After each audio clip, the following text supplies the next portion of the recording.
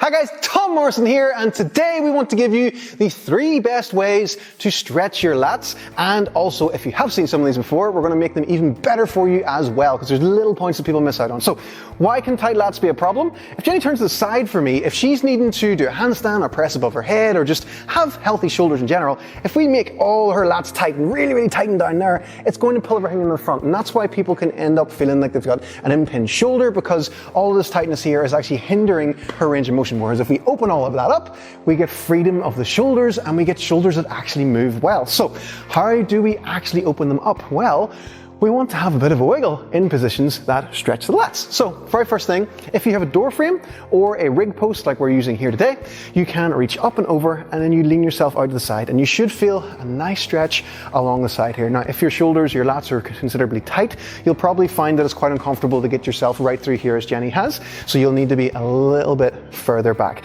and just sink your weight in until you feel that nice stretch down the side. Now, the trick here is to take a deep breath in. And imagine you're breathing into your own lat. I know lungs don't work that way, but you're going to breathe into your own lat, and then as you breathe out, you're going to try and sink out further, and you're really trying to relax yourself into the stretch.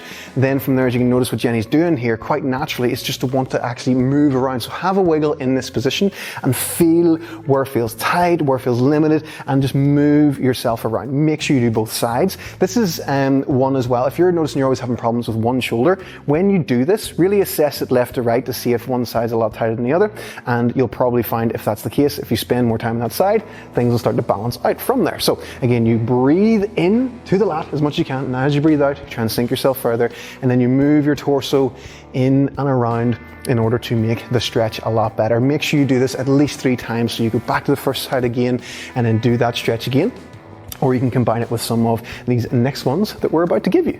Next one, if you don't have rings in your life, you need to get rings in your life almost immediately, because they are too good to not have. So what we're going to do is use these to anchor ourselves into a nice stretch. Jenny's going to sit herself back a little bit, hold on to the rings and drop her chest down until she feels a nice stretch in the lats. From there, she can then start to rock herself from side to side, focus more on one side at a time, and she can even take one hand off completely, and then she can start to actually bring herself up and down and in and out of the stretch a bit more as well. So again, keep the breathing relaxed and really chill yourself out. The real secret whenever you're stretching your lats is to do one side at a time and really get that extra range and give yourself that wiggle room to be able to get the stretch a bit more. So what you'll see with the next one, when we go to the bench, what most people do is both sides at the same time. You kind of get stuck on your own flexibility there. So this is how you improve it. You do one side at a time. So you can work on both arms. Have we swapped sides yet, Jenny? I think we have. And then you can bring yourself down, hang out there. Again, keep the breathing relaxed. Really good. It strengthens your grip and stuff as well. There's all kinds of benefits to this stuff, guys. Get rings. So from there, we can also bring ourselves to the front, make it snazzy.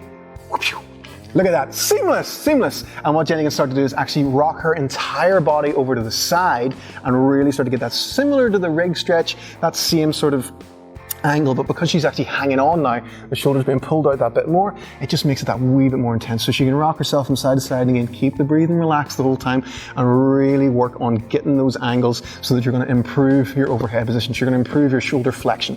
And again, just keep on breathing nice and relaxed, and just twist yourself side to side. Now, if you're going to be a disappointment and not have rings, don't worry, we're going to go on to the bench.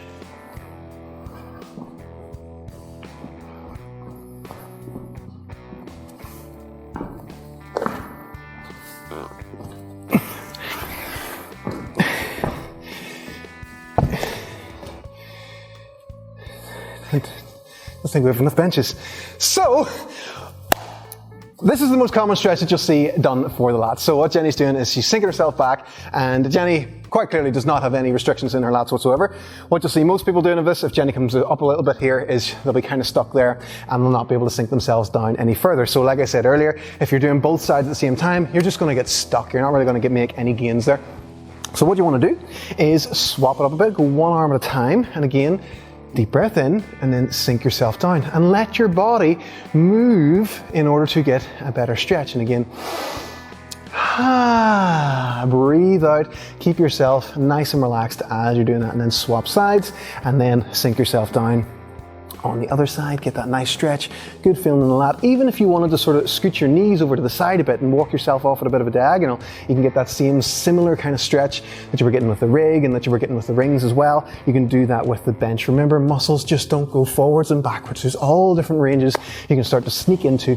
Once you've done one side at a time, then finish yourself up with both sides at the same time, because you'll have given yourself a little bit extra space, and then you'll really be able to use the breath. And what you'll see with someone, if they're doing these things properly, is they'll still never get as far as Jenny does, but if Jenny brings herself back up again, you'll maybe start off just above, sort of like being level with things, and then as you use the breath, you'll sink down a tiny, tiny bit, just like a centimeter, and then a little bit more, and then a little bit more, and over time, and that'll start to give you that nice freedom to have a good overhead position. So whenever you're stretching your lats, make sure that you're doing one side at a time, you're using the breath, and you're wiggling yourself around. And don't forget as well, if you're limited with your overhead mobility, it could also be to do with your thoracic spine. So your lats are one component of things, and these exercises will help, but you also need to take into account the thoracic spine. So don't forget that. If you want to know how to increase your thoracic mobility and your hip mobility, all your mobility, then head over to our website and check out the simplistic mobility method. And we're gonna put all these benches away that we got out for the funny bit, that we hope you find funny. Bye!